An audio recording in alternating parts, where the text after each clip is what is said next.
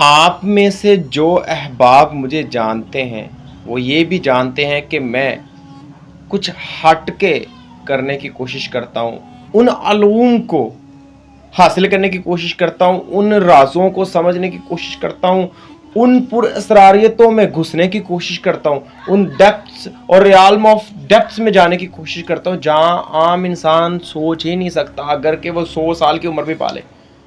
میں ان رازوں کو سمجھنے کی کوشش کرتا ہوں الحمدللہ بفضل سبحانہ و تعالیٰ، جو ایک عالم دین برا ہوتے وقت اس طرف توجہ نہیں کرتا۔ عجب مزہ ہے مجھے لذت خودی دے کر، وہ چاہتے ہیں کہ میں اپنے آپ میں نہ رہوں۔ اقبال۔ بس میرے لیے یہ دعا فرمائیے گا کہ اللہ سبحانہ و تعالیٰ مجھے فرقہ علمی کتابی سے محفوظ فرمائے، آمین۔ چلیں ویڈیو میں آگے بڑھتے ہیں اور اس دنیا کی جانب بڑھتے ہیں، چلتے ہیں جو دنیا ہے تو صحیح موجود ہے، لیکن آپ آج تک اس دنیا کے نام و نشان کو جان بھی نہیں سکے۔ چلیں ویڈیو میں بڑھتے ہیں۔ آج میں آپ کے سامنے جو ٹاپک نقطہ لے کر آیا ہوں وہ آپ کو حیران اور پریشان کر دے گا۔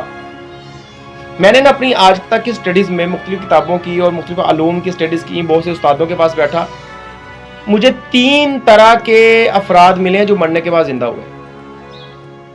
ان میں 2 طرح تو کسی بھی مذہب اور قوم میں ہو سکتے ہیں اور ایک طرح صرف اسلام میں ہو سکتی ہے۔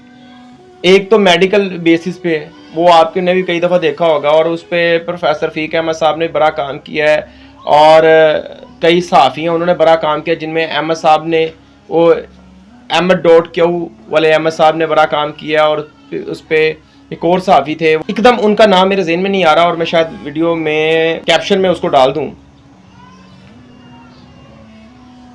ایک تو قسم عام ہے، اس پہ ہم تو ابھی بعد میں کبھی گفتگو کریں گے، موقع ملے گا۔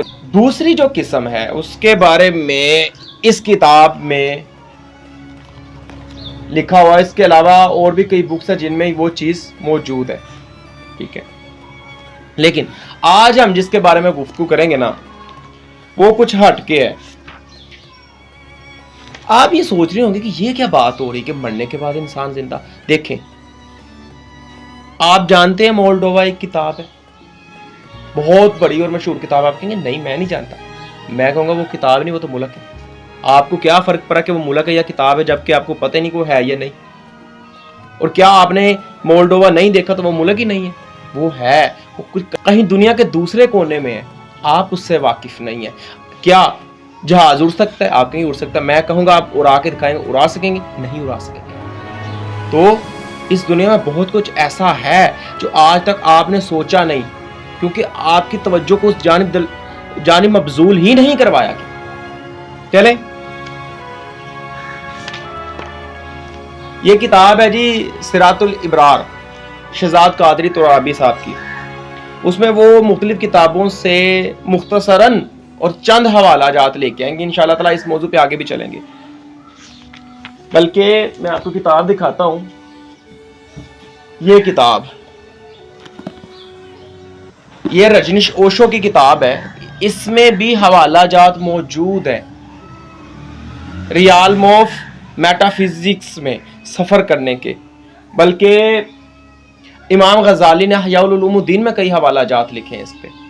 اب کسی بھی دنیا میں فیلڈ میں چلے جائیں، وہ افراد کچھ نہ کچھ اس بارے میں کہتے رہے ہیں، ہم تک وہ ان کی روشنی نہیں پہنچ سکی۔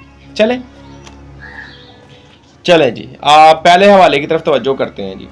ایک حدیث مبارکہ کا ریفرنس پہلے نمبر پہ، جامعہ ترمذی جو صحاح میں سب سے بڑی جو کتابیں ہیں، 6 حدیث کی صحاح ان میں سے کتاب ہے، اس میں ابواب المناقب میں حدیث نمبر 3771 یعنی 3771 نمبر حدیث ہے جی، اور یہ چھپی ہوئی کتاب ہے، مطبوعہ ہے دارالاسلام ریاض سعودی عرب کی۔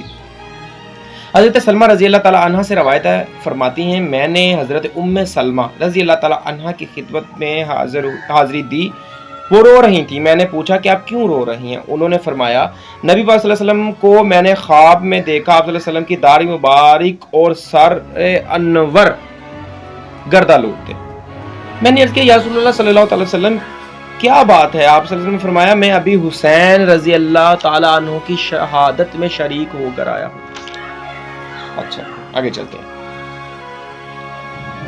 اب یہاں پہ انفاس العارفین بہت بڑی کتاب ہے، یہ حضرت شاہ ولی اللہ جو کہ 13ویں صدی کے مجدد ہیں، اکارڈنگ ٹو اہل سنہ، اکارڈنگ ٹو اہل دیوبند، اکارڈنگ ٹو وہابیہ اسکول آف تھاٹ، یہ سب کے نزدیک یہ مجدد ہیں، تجدید کرنے والے ہیں۔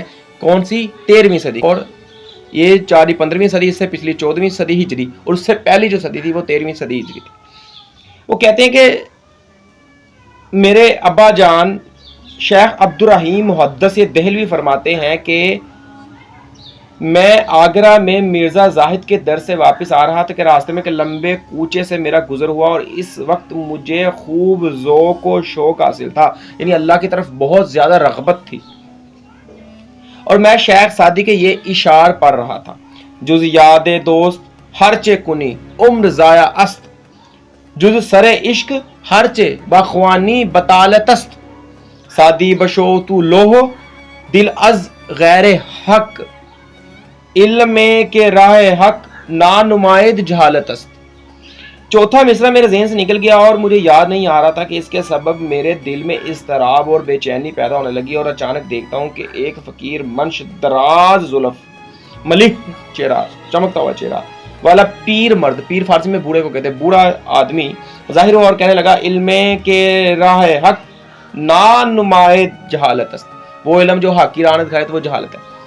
تو میں نے یہ سن کر کہا: جزاک اللہ خیرہ، آپ نے میرے دل سے بہت بڑی بے چینی اور اضطراب یعنی کشمکش کو دور فرما دیا۔ اور پھر میں نے ان کی خدمت میں پان پیش کیا، اور وہ مسکرائے اور کہنے لگے: کیا یہ یاد دلانے کی اجرت ہے، یعنی معاوضہ ہے، ریوارڈ حاصل ہے؟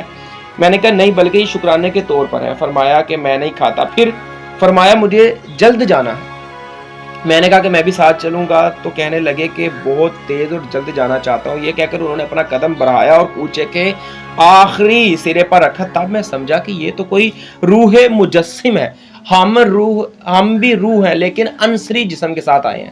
ٹھیک ہے جی، یہ جو جسم ہے یہ خلط ہے، یعنی لباس ہے، عنصری ہے، لیکن جیسے نبی صلی اللہ علیہ وسلم کا سایہ نہیں تھا، ان کا جسم لطیف تھا، نور تھا اس میں سے، ٹرانسپیرنٹ آپ کہہ سکتے ہیں۔ یہ اب ٹرانسپیرنٹ فزیکل لینگویج میں نہیں کہہ رہے، لیکن لطیف ٹرانسپیرنٹ، یعنی کہ ان میں کثافت، سختی نہیں تھی، اور سختی گناہ اور اندھیرے اور ڈر اور ان چیزوں کی وجہ سے نا بوجھ اور سختی پیدا ہوتی ہے۔ اب کوئی جسم دیکھ لیں، اب کسی بھی چیز کو، پلاسٹک کو بھی پتلا کریں گے تو وہ ٹرانسپیرنٹ ہو جائے گا، اور جب اس کو کٹھا زیادہ گنجتے جائیں گے تو وہ ہارڈ ہو جائے گا۔ تو تب میں سمجھا کہ یہ تو کوئی روح مجسم ہے۔ میں نے کہا کہ حضرت اپنا نام سے تو آگاہ کیجئے تاکہ میں آپ پر فاتحہ پڑھ سکوں۔ تو انہوں نے فوراً مڑ کے کہا کہ فقیر کو سعدی شیرازی کہتے ہیں۔ شیخ احمد سبتی علیہ رحمہ بعد از وصال کہتے ہیں ملنے کو، یعنی اللہ سے ملنے کے بعد طواف کرتے پائے گئے۔ شیخ محی الدین ابن العربی ابو عبداللہ علی بن محمد الطائمی الاندلسی محی الدین شیخ اکبر ابن العربی، آپ نے ارطغرل دیکھا تو اس میں آپ نے عربی کو لازمی دیکھا ہوگا۔ فرماتے ہیں کہ ایک مرتبہ نماز جمعہ کے بعد میں طواف کر رہا تھا کہ میں نے ایک شخص کو دیکھا، وہ بھی طواف میں مشغول ہے، لیکن اس کی راہ میں دوسرے لوگ رکاوٹ نہیں بن رہے۔ وہ دو آدمیوں میں سے اس طرح نکل جاتا ہے کہ دونوں میں سے کسی کو جدا ہونے کی ضرورت نہیں پڑتی۔ میں اس شخص کا یہ حال دیکھ کر سمجھ گیا کہ یہ جسد عنصری نہیں بلکہ جسم مثالی ہے، یعنی جیسے میں ابھی پہلے آپ کو کنسیپٹ سمجھا رہا تھا، وہ جو فلسفہ ہے جسم عنصری کا، یہ عنصر یعنی جز پارٹیکلز، یہ باڈی ہے، تو وہ روحانی اسپرچول باڈی آف لائٹ، لیکن وہ عکس بن کر، جیسے کہ میں بھی چلیں اس پہ میں نے دو ایک ویڈیوز میں بڑی اچھی گفتگو کی ہوئی ہے، تو آپ کو میں اس کا ریفرنس بھی دوں گا۔ ابھی ہم آگے چلتے ہیں، ہمارا ٹاپک ذرا لمبا ہے۔ اچھا جی، میں ان کی راہ میں کھڑا ہو گیا۔ جب وہ سامنے آئے تو میں نے ان کو سلام کیا اور انہوں نے جواب دیا۔ میں ان کے ساتھ ہو کر گفتگو کرنے لگا، مجھے معلوم ہوا کہ یہ احمد سبتی علیہ رحمہ ہیں۔ اچھا جی، شیخ محی الدین ابن العربی اپنے ایک روحانی مقام کی بابت، یعنی दस्तावेज़ कह सकते हैं, डॉक्यूमेंट कह सकते हैं, रसीद भी कह सकते हैं। लिखते हैं कि मुझ पर हैरत गालिब हुई और बवजह तन्हाई वहशत मालूम होने लगी, यानी कि तन्हाई में जो सब कुछ मौजूद था वो मदूम हो गया।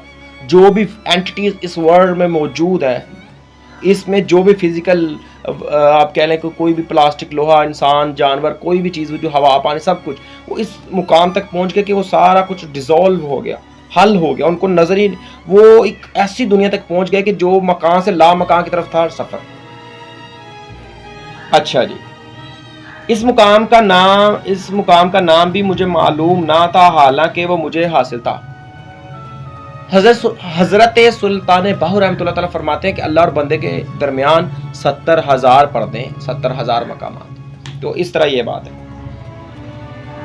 अच्छा जी, इस वहशत और हैरत के साथ में वहां से चल पड़ा और असर की नमाज के बाद एक दोस्त के मकान पर जा ठहरा और इसी हैरत और वहशत की हालत में उससे गुफ्तगू करता रहा कि अचानक एक शख्स जाहिर हुआ और उसने मुझे गले लगा लिया, जिससे मेरी वहशत दूर।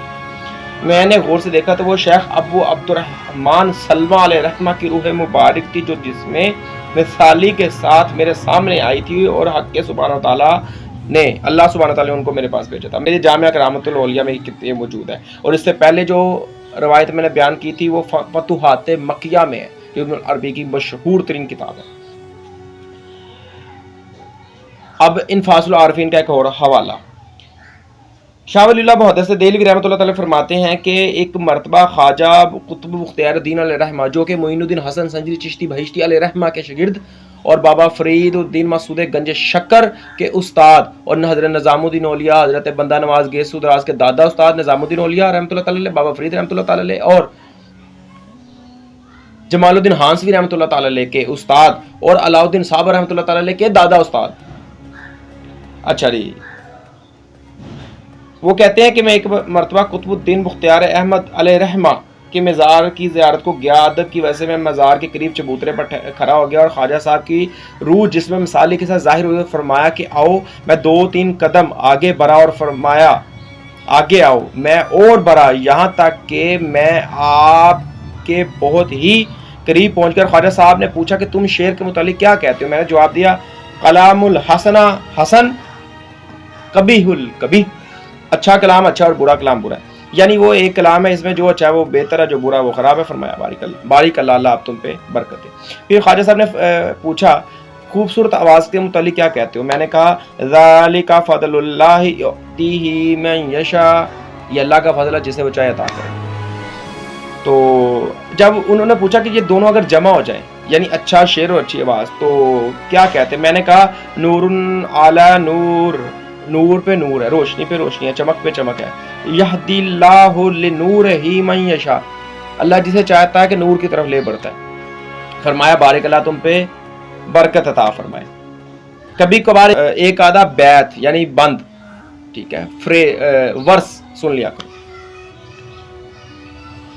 एक दूसरी मर्तबा जब उनके मज़ार पर गया तो उनकी रूह मुतमस्सिल हुई और मुझसे फरमाया कि तुम्हारे यहाँ एक फर्जंद लड़का पैदा होगा, उसका नाम कुतुबुद्दीन रखना।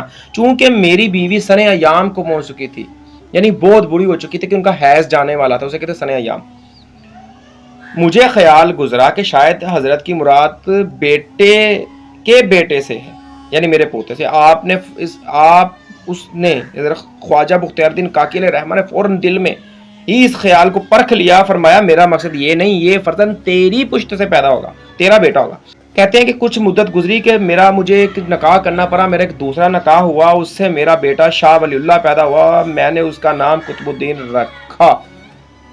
अच्छा जी, अब हैं तो दो एक और, तो चले दो एक और भी साथ गुफ्तगू में शामिल कर ही लेते हैं। शेख बदरुद्दीन सरहिंदी, खलीफा इमाम रुबानी, शेख अहमद सरहिंदी रहमतुल्लाह ताला अलैह, जो कि जहांगीर के दौर के मुजद्दिद हैं, तो वो हैं 12वीं सदी के मुजद्दिद, ठीक है। ये 13वीं सदी के शाह वलीउल्लाह थे और शेख अहमद सरहिंदी हैं 12वीं सदी के मुजद्दिद, सदी हिजरी के, जबकि जहांगीर का दौर था, जो कि जलालुद्दीन मोहम्मद अकबर का बेटा था और मुगलों का हिंदुस्तान में बाबर, हुमायूं और फिर अकबर और जहांगीर चौथा बादशाह। आगे चलते हैं। उनमें शेख बदरुद्दीन सरहिंदी खलीफा इमाम रुबानी ने भी मुलाकात की। جب خواجہ بختیار الدین کاکی علیہ رحمہ قبر انور سے تشریف فرما ہوئے، بلکہ حضرت علاؤدین صابر کا بھی اپنا جنازہ خود پڑھانا روایتاً شمس الدین پانی پتی سے موجود ہے، اور شیر محمد شرک پوری صاحب رحمۃ اللہ تعالی علیہ کا بھی جنازے میں اپنی شرکت کرنا حوالہ جات اور اسناد سے ثابت اور موجود ہے۔ شیخ محی الدین ابن العربی رحمۃ اللہ تعالی علیہ نے بعد از وصال مولانا صدر الدین کونوی علیہ رحمہ، یہ بھی ارطغرل کے دور کے ہی بہت بڑے ہی شیخ، بزرگ، فلسفی، منطقی، علم حدیث، علم فقہ، علم اصول، قرآن، اسماء و رجال کے عالم ہیں۔ یہ بھی جتنے بھی بات کریں سارے ہی ہیں، لیکن ان میں یہ ممتاز نام ہے صدر الدین کونوی، ابن العربی۔ کچھ تصوف کے ماہرین ہیں، کچھ فقہ کے ماہرین ہیں۔ جیسے ایک ڈاکٹر ہوتا ہے، وہ کوئی کارڈیولوجسٹ ہوتا ہے، کوئی ڈینٹسٹ ہوتا ہے، کوئی یورولوجسٹ ہوتا ہے، کوئی گائناکولوجسٹ ہوتا ہے، تو اسی طرح صدر الدین کونوی علیہ رحمہ کا بیان ہے کہ میرے شیخ محی الدین ابن العربی علیہ رحمہ اپنی زندگی میں مجھے خاص تجلی سے مشرف کروانا چاہتے تھے۔ ٹھیک ہے جی، تو وہ پھر مختصر کرتے ہیں کہ یہ نزہتہ البساتین کتاب کا حوالہ میں آپ کے سامنے پیش کر رہا ہوں۔ تو اس میں بھی شیخ ابن العربی اپنے روح مثالی کے ساتھ تشریف فرما ہوئے اور صدر الدین کونوی سے ملاقات کی۔ اب علامہ شتونی فی بہجت الاسرار میں اور شیخ عقیل منیہی حال میں لکھتے ہیں کہ یہ ان 4 بزرگوں میں سے ہیں جن کے بارے میں شیخ علی کرشی رضی اللہ تعالیٰ عنہ نے یوں فرمایا کہ میں مشائخ میں سے 4 کو دیکھا جو اپنی قبروں میں زندہ کی طرح تصوف فرماتے ہیں، وہ یہ ہیں: شیخ عبد القادر جیلانی، حضرت معروف کرخی، حضرت شیخ عقیل منیہی اور شیخ حیات بن قیس حرافی رضی اللہ تعالیٰ عنہم۔ یہ 4 وہ ہیں جو قبر میں بھی زندہ اور زندوں میں بھی زندہ، جیسے وہ 4 انبیاء کرام زندہ، 2 زمین پہ 2 آسمان پہ، یہ آپ نے کمنٹ میں بتانا کہ وہ کون ہے۔ تو مجھے امید ہے کہ آج کی ویڈیو نے آپ کو حیران پریشان کر کے رکھ دیا ہوگا۔ مقصد میرا یہ نہیں تھا، مقصد میرا آپ کو باور کرانا تھا ان اسپیکٹ سے، ان مسٹری سے، ہڈن ڈیپتھ سے، ان خفیہ رازوں سے۔ اسرار کہتے ہیں وہ چھوٹے چھوٹے راز جو کہ بیسڈ ہوتے ہیں بڑے رازوں کے، ہمیں سمجھ نہیں آ رہی تھی ایسا کیوں ہوا، اس کے پیچھے چھوٹے چھوٹے راز ہوتے ہیں جو نظر ہی نہیں آتے۔ وہ جیسے مائکروسکوپ کے بغیر ہمیں وہ کوانٹم ورڈ نہیں نا سمجھ آتا، اسی طرح یہ بھی یہاں کی مائکروسکوپ ہے، اس کو بدلنے کی ضرورت ہے۔ اس پہ بھی میں ایک ویڈیو بڑی اچھی بنا چکا ہوں، اب وہ دیکھیے گا، میرے چینل پہ سرچ کیجیے گا، اور مجھے امید ہے کہ آپ کو آج کی ویڈیو امپریسو اور حیران کن، پریشان کن لگی ہوگی۔ پریشان کا معنی تو بکھر جانا، ٹھیک ہے؟ تو بکھیرنے سے مراد یہ کہ 5 تت سارے وکھو وکھ کرنے، کو تت دا رکھنا پاس چٹا۔ تو اللہ حافظ، ملتے ہیں انشاءاللہ تعالی اگلی ویڈیو میں۔